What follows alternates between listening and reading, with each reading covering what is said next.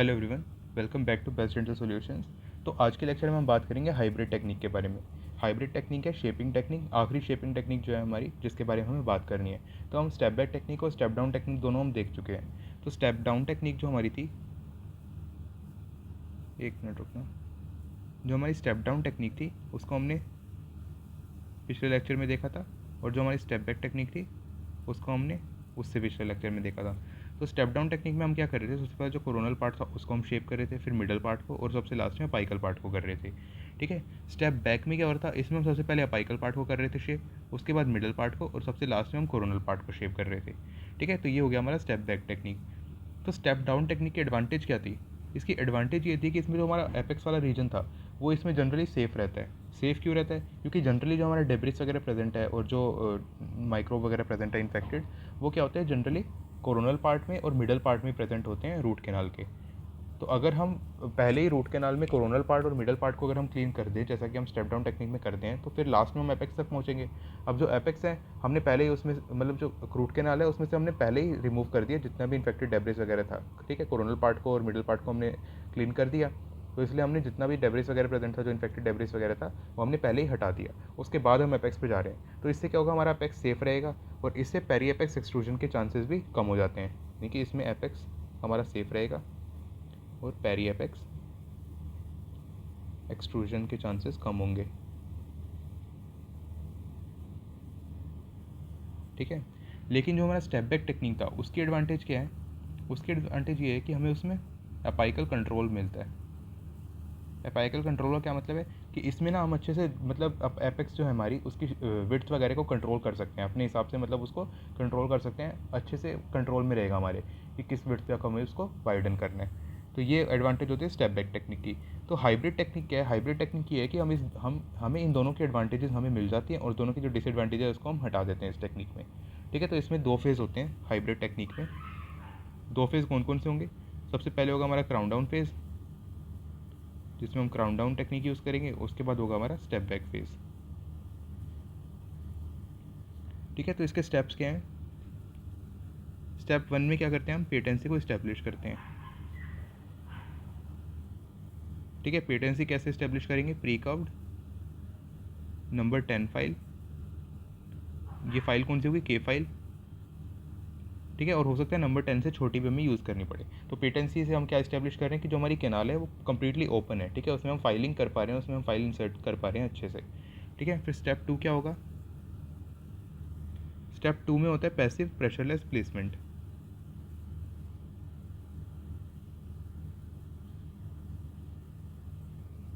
यानी कि इसमें हम सिक्वेंशियल साइज़ की फ़ाइल यूज़ करेंगे। जैसे मानो सबसे पहले नंबर 15 की फ़ाइल, उसके बाद नंबर 20 की फ़ाइल, उसके बाद नंबर 25 की फ़ाइल।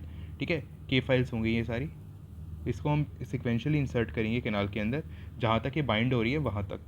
ठीक है। बाइंड होने तक हम इसको ले जाएंगे, और फोर्स बिल्कुल भी नहीं लगाना। अगर फोर्स लगाएंगे तो उसका क्या मतलब है कि बाइंड जहाँ पे हो रही है उससे भी हम ज़्यादा डीप उसको इंसर्ट कर रहे हैं। तो हमें ये नहीं करना, हमें फोर्स नहीं लगाना। No force applied. ठीक है। तो जहाँ तक ये बाइंड हो रही है वहाँ तक हमें इंसर्ट करना है। फिर स्टेप 3 में हम क्या करेंगे? कोरोनल प्री इनलार्जमेंट करेंगे।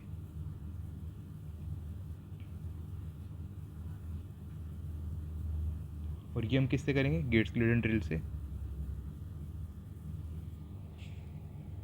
ठीक है। तो सबसे पहले हम यूज़ करेंगे नंबर 3 की ड्रिल, फिर नंबर 2 की ड्रिल, और लास्ट में नंबर 1 की ड्रिल। ठीक है। और इसको हमें लगभग 3 to 4 mm तक ही लेके जाना है रूट कैनाल ओरिफाइस के। ये मान लो हमारा रूट कैनाल ओरिफाइस है, उससे लगभग 3 to 4 mm तक ही हमें लेके जाना है,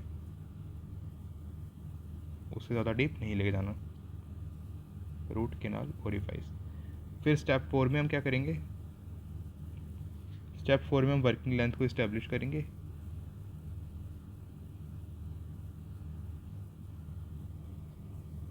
ठीक है। इसको हम किससे करेंगे? 15 नंबर की के फाइल से, और बेस्ड ऑन इंगल्स मेथड या फिर इलेक्ट्रॉनिक एपेक्स लोकेटर। ठीक है। इससे हम यूज़ करेंगे, वर्किंग लेंथ को डिटरमाइन कर लेंगे। फिर उसके बाद हम क्या करेंगे? साइज़ 40 की फ़ाइल लेंगे, या फिर साइज़ 40 से छोटी की फ़ाइल लेंगे, उसको हम बाइंडिंग पॉइंट तक लेके जाएंगे। ठीक है। और उस यानी कि ये हो गया हमारा, ये वाला जो हमारा फेस था ये हमारा क्राउन डाउन का था। इसमें हम क्या कर रहे थे, मेनली हमने क्या किया, सबसे पहले पेटेंसी को इस्टेब्लिश कर दिया, जो हमारी कैनाल है उसमें हमने पेटेंसी को इस्टेब्लिश कर दिया, एक फाइल अच्छे से जा पा रही है। उसके बाद हमने क्या किया, के फाइल्स ली, उसको अलग अलग हमने मतलब सिक्वेंशियल ऑर्डर में उसको यूज़ किया।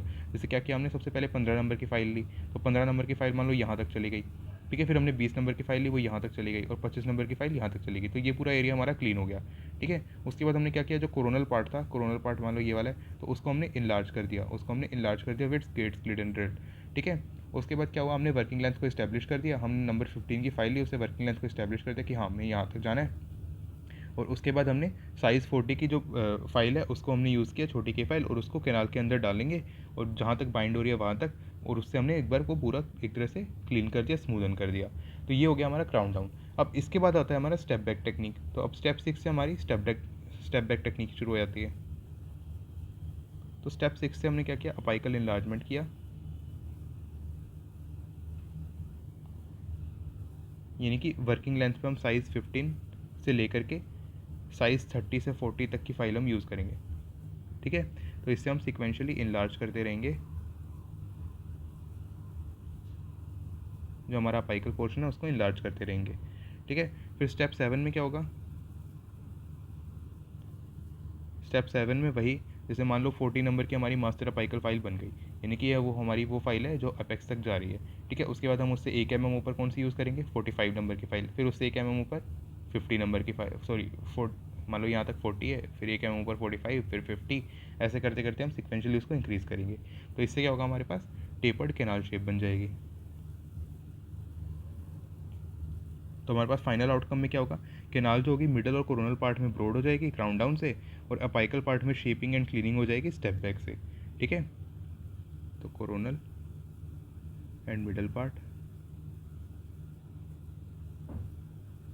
शेप्ड विद क्राउन डाउन, और फिर उसके बाद जो हमारा अपाइकल पार्ट है वो हो जाएगा स्टेप बैक से, ठीक है। साथ में पेटेंसी मेंटेन हो जाएगी, डेब्रिस भी कम होगा, और इरिगेंट का बेटर पेनिट्रेशन भी होगा, ठीक है। तो इसकी एडवांटेजेस क्या है, हाइब्रिड टेक्निक के एडवांटेजेस क्या है, एक तो क्राउन डाउन की तरह फास्ट कोरोनल क्लीनिंग होगी, फास्ट कोरोनल क्लीनिंग, ठीक है। और स्टेप बैक की तरह हमें अपाइकल कंट्रोल मिलेगा। फिर इसके अलावा इसमें हम हैंड इंस्ट्रूमेंट भी यूज़ कर सकते हैं, और साथ में रोटरी भी यूज़ कर सकते हैं। और थर्ड क्या होगा, इसमें हमें स्मूथ और कंटिन्यूस टेपर मिलेगा, ठीक है। तो ये थी हमारी हाइब्रिड टेक्निक। 1 मिनट में रिवाइज कर लेते हैं फिर से। तो हाइब्रिड टेक्निक में हमने क्या किया था, सबसे पहले हमने किया पेटेंसी को इस्टेब्लिश, ठीक है, विद नंबर 10 की फाइल या उससे छोटी के फाइल, ठीक है। फिर हमने पैसिव प्रेशरलेस प्लेसमेंट किया, यानी कि हमने नंबर 15, 20, 25 ऐसे करके अलग अलग फाइल जो असेंडिंग ऑर्डर में उसको यूज़ किया और उसको इंसर्ट करते गए, ठीक है। कोई भी हमने उसको अप्लाई नहीं किया। फिर उसके बाद हमने प्री इनलार्जमेंट किया, coronal pre enlargement with gate split and drill, ठीक है, नंबर 3, नंबर 2 और नंबर 1 से, ठीक है, लगभग 3 to 4 mm below the root canal orifice. उसके बाद हमने वर्किंग लेंथ को इस्टेब्लिश किया 15 के फाइल से इंगस मेथड के थ्रू या इलेक्ट्रॉनिक एपेक्स लोकेटर के थ्रू। फिर हमने साइज़ 40 की फाइल ली और उसको बाइंडिंग पॉइंट तक हमने इंसर्ट किया।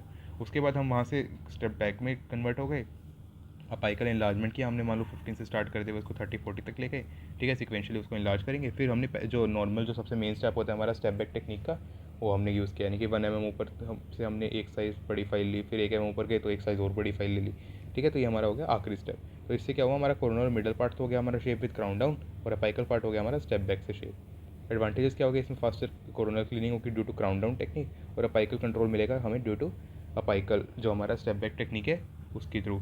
फिर इसमें हैंड इंस्ट्रूमेंट भी यूज़ कर सकते हैं और रोटरी इंस्ट्रूमेंट भी यूज़ कर सकते हैं, और ये होती है स्मूथ कंटिन्यूस, हमें टेपर इसमें देखने को मिलता है। तो ये था हमारा हाइब्रिड टेक्निक। नेक्स्ट लेक्चर जो होगा हमारा लास्ट लेक्चर होगा इस चैप्टर में, जिसमें हम देखेंगे phase 5 root canal working width.